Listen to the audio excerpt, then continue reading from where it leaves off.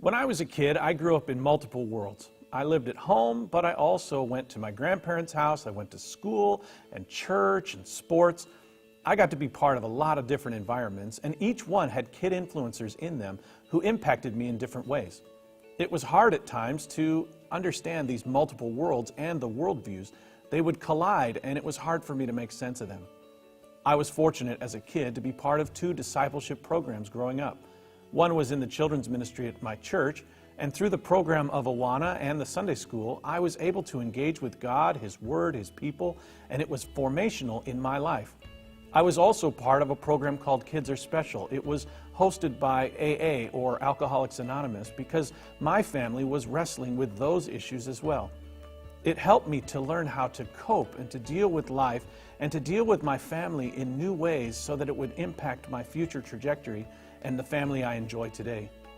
The truth is that the process of formation happens simultaneously in the lives of adults and children, often beneath the surface. We don't know what's really going on in the hearts and minds of kids. They show up in one relational sphere, but they bring baggage from multiple settings. I'm sure you're familiar with redwood trees. They're very, very tall. They line the coast. They're impervious to all kinds of natural forces. They rise straight up hundreds of feet tall and have an incredibly shallow root system. What is the secret to their strength? They grow in groves or families. It's their intricate root system that weaves together and gives strength to everyone who's connected. The imagery of redwood trees is a beautiful parallel to our spiritual life and community. Consider the early church in Acts chapter 2. People from every tongue and tribe, thousands new in the faith, coming together on the unscripted adventure of discipleship. They enjoyed diversity and unity, yet they grew in maturity together. The truth is, spiritual growth is messy, and so we must establish healthy relational roots to grow together.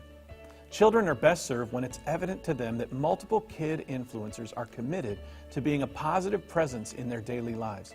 It gives them a sense of security and stability, helps them make sense of these many worlds and worldviews that surround them.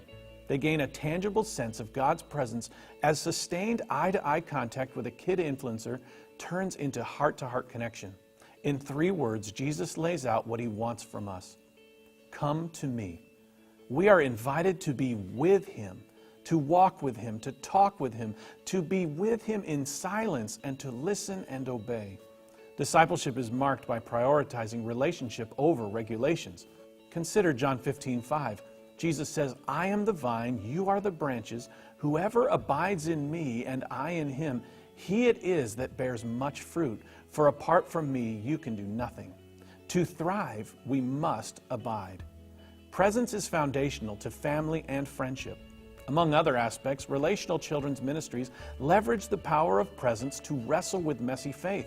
Kid influencers become lifelong disciple makers when they step up to be fully present. This chapter expounds on 3 relational roots: the power of presence, humility, and empathy. There are 3 phrases we need to get familiar with. For presence, it's simply saying, I'm here, and doing that with words and with actions. Humility, it comes across as we say, I don't know. It's important for us as adults to not be perfect, but to be present with kids. And humility comes across when we can honestly say, I don't know the answer, but we can find out. And then there's empathy. We're in this together. Communicating with a kid that you're on the same discipleship journey, on a common faith experience, is important.